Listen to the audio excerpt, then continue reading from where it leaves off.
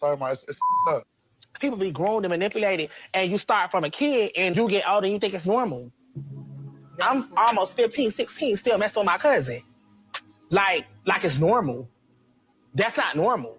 We know that we cousins, but that's you. I'm still in the closet. I'm still a kid still. Like you do you what I know. Children are easier to manipulate. Children are not grown. Their mind is not fully developed. When you're a kid, you know you're easily influenced. That's why older men prey on younger girls, younger boys. It was hard for me. Me personally, I can't blame them 100% for my sexuality because I do remember as a kid messing with other boys, playing house. But you thought that it would be your life already at 5 or 6 years old, that you would. I'm not thinking as far as my life, but I don't know. I haven't really grasped what that is. I think my feelings with men doesn't have nothing to do. I don't have no hard feelings. Only thing was everybody was just like, oh, he lying. I'm like, All right, what's up? It's Dr. Will James, Dr. Will James Reports. Please hit that like button. Please subscribe. When I'm done, if you like the video, please share. So today we are discussing Saucy Santana, black male rapper, gay male rapper out of Atlanta. He appears on Love and Hip Hop. And as you can see there, you know, he's wearing the makeup, he wears lashes, eyeliner, has his nails done with tips and all types of stuff. He's very, you know, out there with his sexuality. But what you see being discussed in this clip is him talking about the sexual abuse that he experienced as a kid. And I discussed this in my book. A lot of the people who are a part of the community, a lot of people in generally were, you know, if you talk to people, like I'm an educator, you'll find out that a lot of people have experienced some form of sexual abuse at some point in their life. And we could get more objective with the data. I'll talk about that. But a lot of the people of the community, people like Saucy Santana, when you see this, you wonder if they were always that way, and things of that nature. And when people are open and honest and they come out and they discuss this, like Saucy Santana did, we see that he was abused, which lends to his behavior. Now he says in the clip, and they sort of cut it out, that he says, I don't think my sexuality is based off that. You know what happened. That's denial. Okay, you can't say that you being abused at 5, 6, 7, 8, 9 years old didn't contribute to your sexuality as an adult. Okay, that's some form of denial. Okay, it clearly impacted him, and it clearly has impacted the way he presents today. That's something we need to look at. Okay, so something that I say in my book, if you have my book, Black Supremacy, on page 234, there's a chapter that talks about abuse. One of the things I say is abuse can come from different places. Family members, friends of family. It can come from adults. It can come from teenagers. It can come from children. It can come from children the same age as your child, slightly older, slightly younger. The child can be the aggressor and can be sexual. It depends on how advanced that child is, or what they've been exposed to. So in parenting, people have to be careful as to who they leave their child around. Even with leaving their child around other children, things can take place that leads to you know, things going on with their sexual identity, their sexual orientation later in life. So I'm gonna read some from that chapter. So I said, hypersexuality is related to abuse because what we see with a lot of promiscuous people, a lot of promiscuous men and women, a lot of the time it was them being put on to sex earlier in life, even if it's related to porn or sexual abuse, things of that nature. It leads to hypersexuality with them being promiscuous and things of that nature. However, within the Black community, we must pay close attention to this because it's extremely important, right? when families go through tough times, financial issues with their socioeconomic status, when you have parents and stuff like that who are constantly working, they may leave their child here, they may leave their child there, and leave anyone around their child to babysit and things of that nature. And you don't realize what you expose your child to. Okay. So, according to the statistics, 63% of kids sexually abused by family members report rape or attempted rape after age 14. 34% of children who are sexually abused are victimized by family members.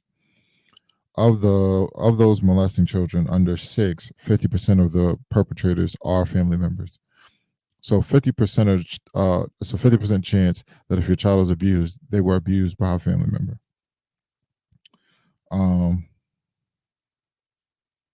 This is a severe problem, and Black women are more likely to be sexually abused than other women, according to the National Center of Violence Against Women in the Black Community. This is the case. So, if we look at this data, right, this just shows you the issue that we have, and people need to pay closer attention to it. All right. There is no data that shows that anyone is born gay. Okay. And you could say, okay, no one is born straight. I think it is the factors of life and things that people experience that make them more likely to be heterosexual, bisexual, or homosexual, which is the case here. If you were saying that people were born gay and it's in the DNA, that would mean that 100% of the time, identical twins would have the same exact sexual orientation. And that's not the case. I know several identical twins where one person is gay and one is straight. If there is something that's happened prenatally with prenatal care and DNA, 100% of the time, people who split from the same egg have the identical DNA and shared the same prenatal environment would have the same sexual orientation. That's just not the case. And sometimes people think that when someone is sexually abused or when someone is homosexual or something like that, it has to be something that happened over an extended period of time. I suggest that it is something that can happen in a matter of seconds. All right. And there's a reason why I say that, and I'm going to show a video. There was a study done by the University of Washington. It was a toddler experiment, right? And I'm just going to play the clip. In this clip, you're going to see a 15-month-year-old respond to aggression from adults, and it's going to change the toddler's temperament and how they feel about toys. So I'll play the clip, and then we'll address it.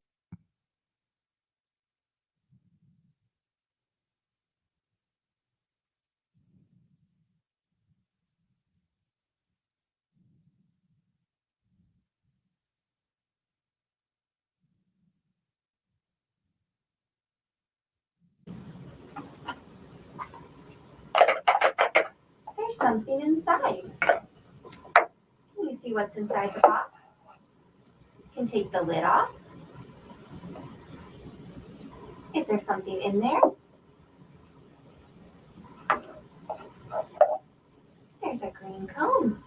I'm going to put it back inside of the box and put the lid back on the box and close it up. Can I see that? Thank you. Let's see what else we have.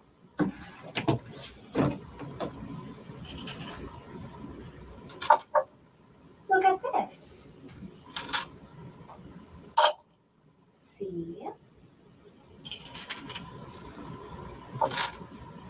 Look at this. There.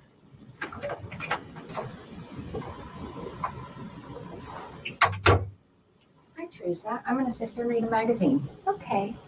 That's Kelly. Kelly's going to sit and read a magazine.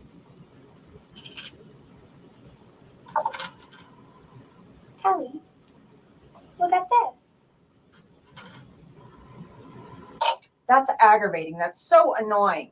Oh, I thought it was really interesting. Well, that's just your opinion. It's aggravating.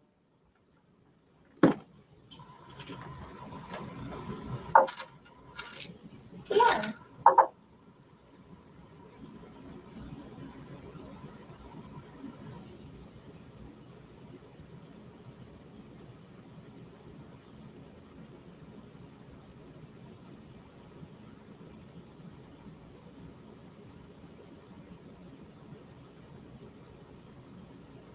Can I see that?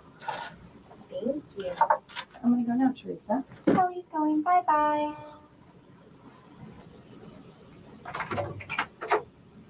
Kelly went bye-bye.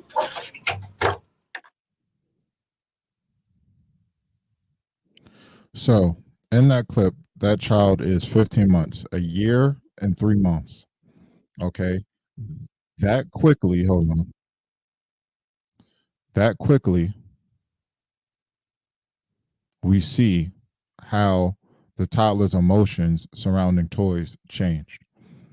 They went from being in a happy place and a happy space and wanting to play with toys to seeing a negative interaction amongst adults, someone saying that it's annoying and it was bad, and just the temperament of the adult was so negative that the child began to feel negatively about playing with the toys. And with 20 seconds, the child didn't even touch the toys.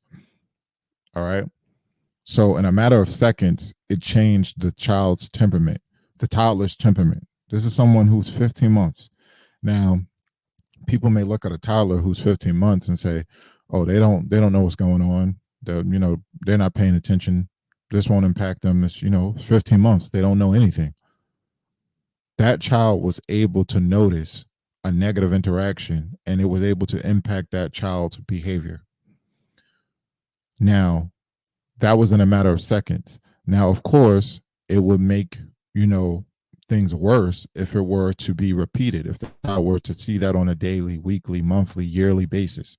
But that quickly, it changed the child's temperament. And the same thing can be true for sexuality.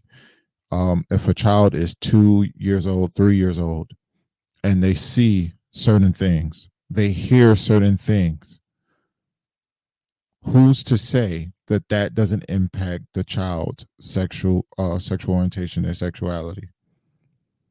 That's why you have to be careful how you raise children. You should never argue in front of toddlers, even if they're a toddler, even if they're 15 months, even if you think they don't understand what's going on, they're yelling. They understand. You shouldn't argue around them. You shouldn't, be careful of what you do around them. Everything matters. It can be a matter of seconds, right? You do not know. You have to be careful. The brain is delicate. They're easily influenced. Even Saucy Santana said that in his video. He said that children are easily influenced. They don't know what's going on. Their brain isn't fully developed. The human brain isn't fully developed till we're 25 years old. The younger you are, the more delicate it is. The more delicate we have to be with information and how we treat children. So I don't know what you guys think of my premise. I've never heard anyone else say this, but I do think these things can happen over a matter of seconds. And this study, this interaction that I showed you, sort of supports that. There's the variable here that this is with a toy. It's not really dealing with sexuality, but a test would have to be done. A study would have to be conducted to see that. I do talk about it in my book. There was a study done by UCLA that followed children, toddlers from childhood to adulthood, that did show a correlation in sexuality between children who grew up in households that were LGBTQIA or LGBTQIA supportive, in comparison to children who grew up in households that were not LGBTQIA or LGBTQIA supportive. And there was a correlation that children who grew up in heterosexual households, or households that were supporting of a nuclear family or the heterosexual family, those children were more likely to be heterosexual children who grew up in LGBTQIA households with a mother, father, or things of that nature, or that were supportive of that, were more likely to be that in adulthood when they were able to make their own decisions and they lived on their own. So y'all can let me know what y'all think in the comments. Like, comment, subscribe. Please share the video. Hit that like button. Peace.